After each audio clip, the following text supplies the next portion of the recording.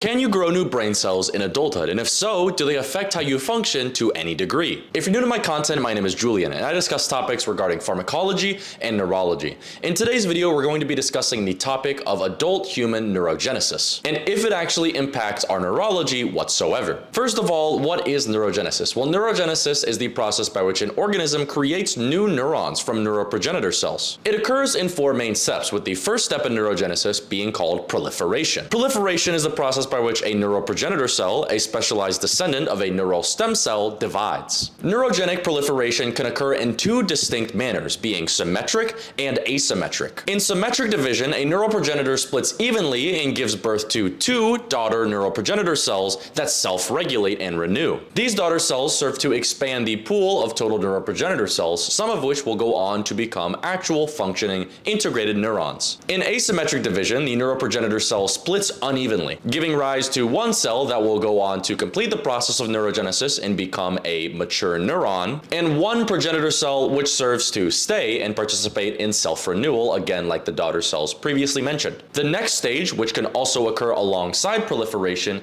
is called differentiation. In this stage, the neuroprogenitor cells are changing their morphology, the way that they appear, and the genes they express. This stage allows the cell to decide what it's going to go on to become, which in this case is a neuron, but can also go on to become other brain cell types like oligodendrocytes and astrocytes. After this happens, the migration stage occurs, which is where the differentiated cell goes on to change physical locations. At this point, the cells have stopped proliferating entirely and are somewhat close to their end fate. The term migration can be taken literally here, as the cell is literally physically moving places. In humans, in most cases, it seems like migration is restricted to local circuits, specifically in the dentate gyrus. But there is a lot of evidence to suggest that it is not restricted to these local circuits, which we will get into later. The final stage is known as integration, and this is where the mostly matured neuron integrates and incorporates itself in pre-existing neural circuits instead of functioning as a single entity. In this stage, the neuron is pretty much complete. It's just experiencing outgrowth of dendrites and terminal branches, among a few other things. Now, most neurogenesis does occur in early development. In fact, most all of your neurons are already created before you are even born. However, multiple studies indicate that neurogenesis can and does occur in the adult mammalian brain. This was first studied by a scientist by the name of Joseph Altman in the 1960s. In his collection of studies, he used a compound called tritiated thymidine to label DNA synthesis. Your DNA is made up of four nitrogenous bases, being adenine, guanine, cytosine, and thymidine. He would inject tritiated thymidine into organisms, which is radioactive. And when this tritiated radioactive thymidine became incorporated into newly made DNA, you could actually see it on old school film. This is exactly what Joseph Altman did, and what he found was pretty groundbreaking. That neuron-like cells were flagging for what seemed to be neurogenesis in the adult brains of both cats and rodents. He found that this was occurring in two main areas, being the dentate gyrus of the hippocampus and the olfactory bulb. Two scientists by the name of Goldman and Nottebohm did a similar experiment in the 80s on songbirds, where they seemed to find the same conclusion, but this time using other methods to determine that the cell that was neuron-like was actually a neuron and not some other type of brain cell. Fast forward nearly 50 years later, and we have a significant amount of data showing that neurogenesis does occur in the adult brain of multiple mammals, particularly in two areas called the subventricular zone of the lateral ventricles and the subgranular zone of the dentate gyrus of the hippocampus. With the current technology, it's pretty easy to see how these neurons are created and where they're migrating to in these mammals. However, in humans, it's a bit more difficult to measure because we can't really inject these humans with different compounds and then kill them to study their brain and observe the effects. So we're restricted to pretty rudimentary techniques like post-mortem analysis, carbon-14 dating, and different brain samples from patients with lesions. Some even claim that it's difficult to apply rodent data to humans despite us both being mammals because rodents have a more robust neurogenic system than we do. So this is a big controversy surrounding neurogenesis. Does it actually occur in the adult brains of humans? And if so, is it even relevant to psychiatry, cognition, and actually healing the brain. Although we're limited on our measurement techniques, there seems to be a plausible amount of evidence for adult human neurogenesis and its effects on the aforementioned. I'm reading some of this information from my computer, which is set up over here, so if you see me shifting back and forth, that's why. First and foremost, a study by Erickson et al. Showed what seemed to be neurogenesis in a post-mortem analysis of human cancer patients by measuring BIRD-U and NU-N double-labeled neurons. BIRD-U, or bromodioxyuridine, is a marker similar to tritiated thymidine, and it gets substituted in place of where thymidine would go in DNA. Other non-neural progenitors may incorporate bromodioxyuridine, but NU-N is a marker that is specifically expressed by mature integrated neurons. So this study showed that neurogenesis was probably happening at one point. Of course, you could say something here about them being cancer patients and it being a post-mortem analysis, but we'll continue to the other data. Boldrini et al. Shared this conclusion in 2018 when they showed that neurogenesis may persist through adulthood by measuring multiple markers that are relatively indicative of neurogenesis. Among these markers were SOX2, Ki67, DCX, PROX1, PSA-NCAM, and NeuroD1. While these markers may be expressed by other cell types like astrocytes, for example, having them co-expressed together like this is way too coincidental. And in this study, it's extremely likely that neurogenesis was being observed. Another study conducted by Spalding et al. Using carbon-14 dating showed that roughly 250,000 new neurons are created annually. Carbon-14 dating is actually really interesting because it measures the radioactive carbon-14 left over from the Cold War nuclear bomb test that was incorporated into newly born DNA. This technique is useful for seeing long-term neurogenic outcomes, though it's not really useful for recent acute neurogenesis, as it needs a very large pool of newborn neurons to flag successfully. There is one more very important methodology that I've yet to mention, and that is single-cell and single-nucleus RNA sequencing. These processes involve looking at either a single cell or a single nucleus to see what kind of genes they are expressing. This is great because it essentially voids the, well, these markers could be expressed by other cell types argument. The vast majority of literature using single-nucleus RNA sequencing indicates that neurogenesis may persist through adulthood, though a few studies using this method do show a lack of it. The general limitation with these pieces of human data is that no study is combining all of the techniques, being histology, lineage markers, transcriptomics, and ultrastructure. However, many of these studies do use multiple measures to try and conclude their findings. With this in mind, I'd say that the evidence for adult human neurogenesis is stronger than the contrary. So, okay, we may have literature to indicate that human adult neurogenesis might be a thing, but why is that information even useful to us? Does neurogenesis affect our neurology in any significant manner? Well, I'd say the literature points to yes. Firstly, it seems that depression is tightly linked to dysfunctions in hippocampal neurogenesis, with the full effects of SSRIs actually being dependent on hippocampal neurogenesis. A multitude of rodent studies showed this effect of SSRIs potentiating hippocampal neurogenesis, like this one by Santarelli et al., where the antidepressant effect of the SSRI fluoxetine was abolished by knocking out the serotonin 1A receptors, which are primarily responsible for the neurogenic effects of SSRIs. Of course, you're going to have the crowd of, but we're not rodents, so let's look at the human data. In all of these studies, hippocampal volume measured by MRI in depressed humans seems to be decreased when compared to the whole brain. And when treated with SSRIs like fluoxetine, this hippocampal volume seems to be restored, again confirmed by MRI. In a few other studies, such as this one by Sen et al. In 2008,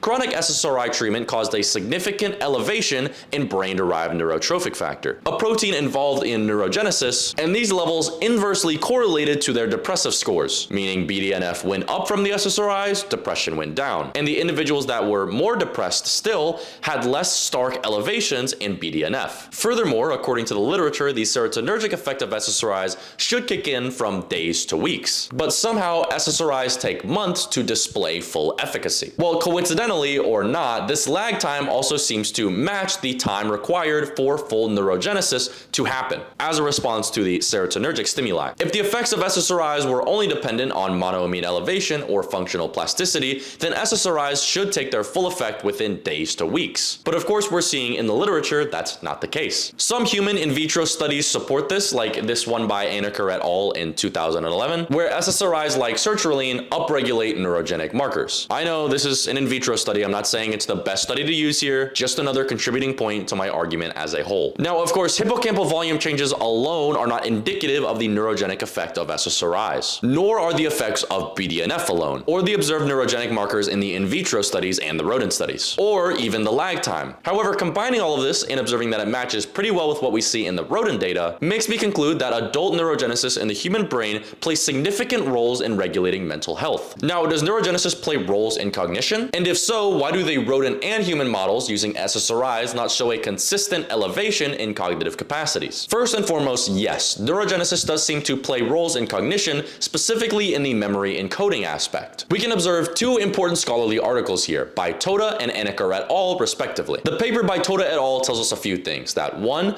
Adult dentate gyrus cells in theory can be generated on demand in response to environmental signals, particularly environmental enrichment and cardiovascular exercise. 2. This is an important quote by the authors. The conservation across mammals of such an energetically expensive process of generating new neurons suggests that adult-born dentate gyrus cells must serve some important function that developmentally born dentate gyrus cells alone are insufficient to provide. Meaning that the conservation of the process of neurogenesis, despite it being so energetically impractical, still persists across the mammalian species, meaning it must serve some kind of purpose. Well, not that it must, but that it likely serves some kind of purpose. And third, that neurogenesis likely plays crucial roles in learning and memory. Aneker et al. Similarly tells us that newborn neurons in the dentate gyrus support cognitive flexibility, neurogenesis plays roles in stress regulation, and neurogenesis likely helps make memory and behavior more flexible in both neutral, meaning non-emotional, and emotional situations, meaning this is not a fear-dependent process, which some individuals have suggested. These are, in my opinion, the most well-rounded reviews on the subject.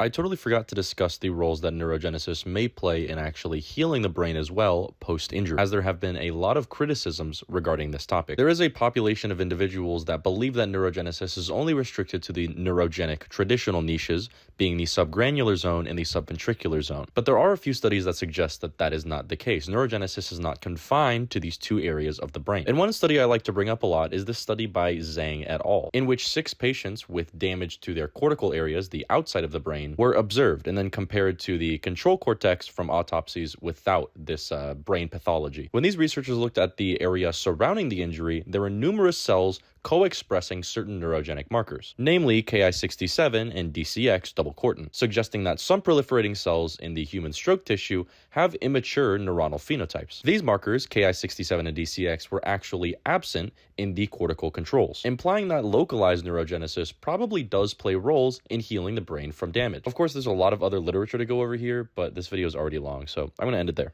Of course, as is the case with any scholarly article or scientific opinion, there will be criticisms. The first and most common rebuttal is that neurogenesis does not exist to any meaningful degree whatsoever in the adult human brain, and that its effects are only restricted to local circuits in the dentate gyrus of the hippocampus and the lateral ventricles. This argument exposes a severe lack of understanding in the opponent's view of neurology as a whole, as localized changes can still have massive impact on prominent neurological functions. In this same argument, the opponent usually likes to claim something like, you can't use rodent data to support human effects as we're not the same as rodents, and rodents have a more robust neurogenic system. This is only partially true, because while the magnitude of neurogenesis is much greater in rodents than it is in humans, the pathways are functionally and fundamentally conserved across mammals. This becomes clearer when we see just how well the rodent data and human data line up when exploring neurogenesis. I also cited mostly human data, just in case anybody wants to make this a big issue as they made it in the past. Another common argument, which I accidentally refuted too early on in the video earlier, is that neurogenic markers like double cortin and bromodeoxyuridine are also expressed by other cell types. While this is somewhat true, a co-expression of all of these markers at once is unlikely to happen in a non-neurogenic scenario. Sure, if we were just observing double cortin or BIRD-U on its own, this would be a valid argument. But in studies like the one conducted by Boldrini et al., they're looking at SOX2, Ki67, DCX, PROX1, PSA, NCAM,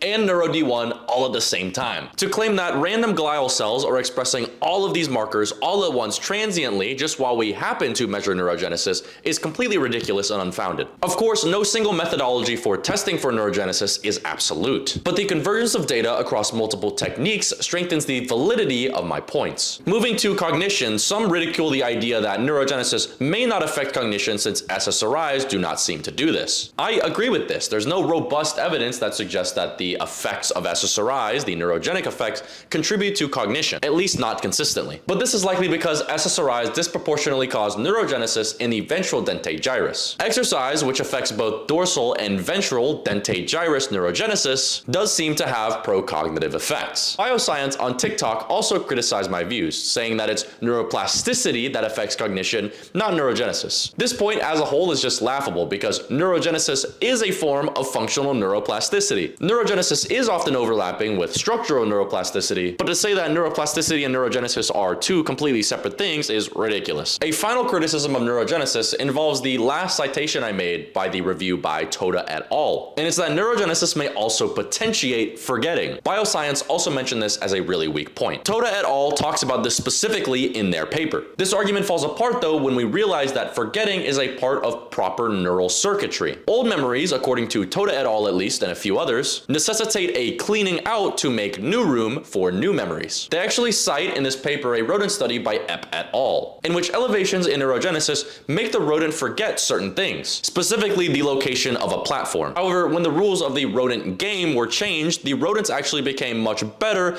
at adapting to their surroundings and forming new memories, suggesting that neurogenesis plays very unique roles in memory formation, particularly in neural adaptation and cognitive flexibility. Put simply, no, elevating neurogenesis will not make you remember the location of objects better, but it will improve neural adaptation, which is pretty much the bulk of what we do as humans. All things considered, the evidence strongly points towards the validity of adult human neurogenesis and its applications in cognition and overall well-being. We have co-expression of neurogenic markers present, carbon-14 dating and serotonergic effects on our side, and a couple of good scholarly reviews to tie everything together. I'm going to preemptively assume that a special somebody is going to try to make another really shitty refutation of this video, and to that I really have nothing to say. Good luck. This has been my take on neurogenesis, the implications of it, and the evidence present. If you guys enjoyed the video and want to see more, be sure to like, subscribe, and leave me a hate comment.